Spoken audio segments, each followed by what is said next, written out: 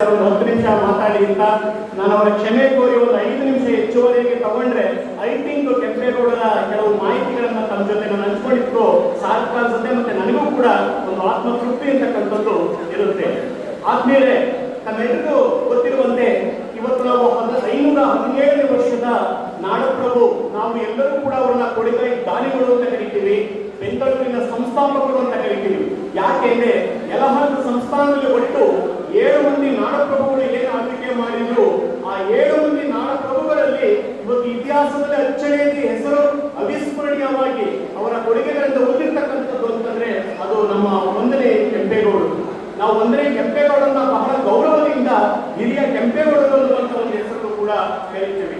ಬಹುಶಃ ನಮ್ಮೆಲ್ಲರಿಗೂ ಗೊತ್ತಿರಬೇಕು, ಯಲಹಂಕದಿಂದ ಆಳ್ವಿಕೆ ನಡೆಸಿದಂತ ಈ 7 ನಾಡಪ್ರಭುಗಳಿದ್ದಾರೆ, ಅವರನ್ನು ನಾವು ಯಲಹಂಕ ನಾಡಪ್ರಭುಗಳು ಅಂತ ಕೂಡ ಕರೀತೀವಿ.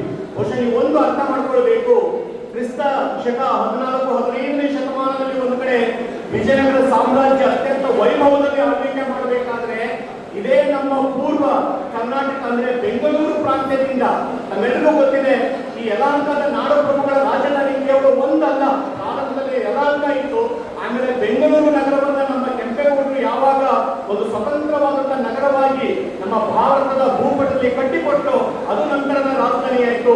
ಕೊನೆಯಲ್ಲಿ ಮಾಗಡಿಯು ಕೂಡ ರಾಜಧಾನಿಯಾಯಿತು. ಅದರಿಂದ ನಮ್ಮ ಪೂರ್ವ ಕರ್ನಾಟಕ ಪ್ರಾಂತ್ಯದ ಸ್ವತಂತ್ರವಾದಂತಹ ಆಳ್ವಿಕೆ ಅಂದ್ರೆ ವಿಜಯನಗರ ಸಾಮ್ರಾಜ್ಯದ ಪ್ರತಿಸ್ಪರ್ಧಿಗಳು ಎಂದೂ ಕೂಡ ಆಯ್ಕೆ ಆಗಲಿಲ್ಲ. ಅವರ ನಿಷ್ಠೆ ಮತ್ತೆ ಸಾಮರ್ಥ್ಯವನ್ನು ಒಪ್ಪಿಕೊಂಡು ಸುಮಾರು 300 ವರ್ಷಗಳಿಗೂ ಕಾಲ ಹೆಚ್ಚು ಆಳ್ವಿಕೆ ಮಾಡಿದರು. ಸ್ನೇಹಿತರೆ, ಇವತ್ತು ನಾವು ಗಮನಿಸಬೇಕು, ಕರ್ನಾಟಕದ ಚರಿತ್ರೆಯಲ್ಲಿ 100 ವರ್ಷ ಆಳ್ವಿಕೆ ಮಾಡಿದಂತೆ ಕೆಲವು ಬೆರಳಿಕೆಯಷ್ಟು ಮನೆತನಗಳಲ್ಲಿ ನಮ್ಮ ಯಲಹಂಕದ ನಾಡಪ್ರಭುಗಳು ಒಂದೇ.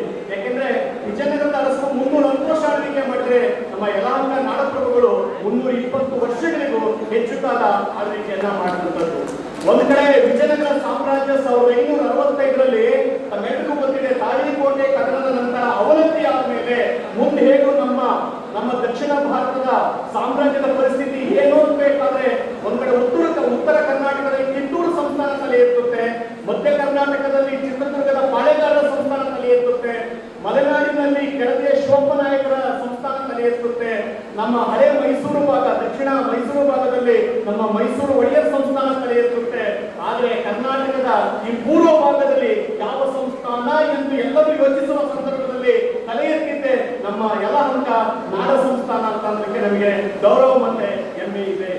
ನಮ್ಮ ಕೆಂಪೇಗೌಡರು ಸರಿಸುಮಾರು 40 ವರ್ಷಗಳಿಗೂ ಕೂಡ ಹೆಚ್ಚು ಆಳ್ವಿಕೆಯನ್ನು ಮಾಡಿದಂಥವ್ರು. ನಾವು ಒಂದು ಗಮನಿಸಬೇಕು, ನಾಡ ಕೆಂಪೇಗೌಡರು ಒಂದ್ ಕಡೆ ದಿಗ್ವಿಜಯ್ ಮಾತ್ರ ಅಲ್ಲ, ದಂಡವನ್ನ ಹಿಡಿದು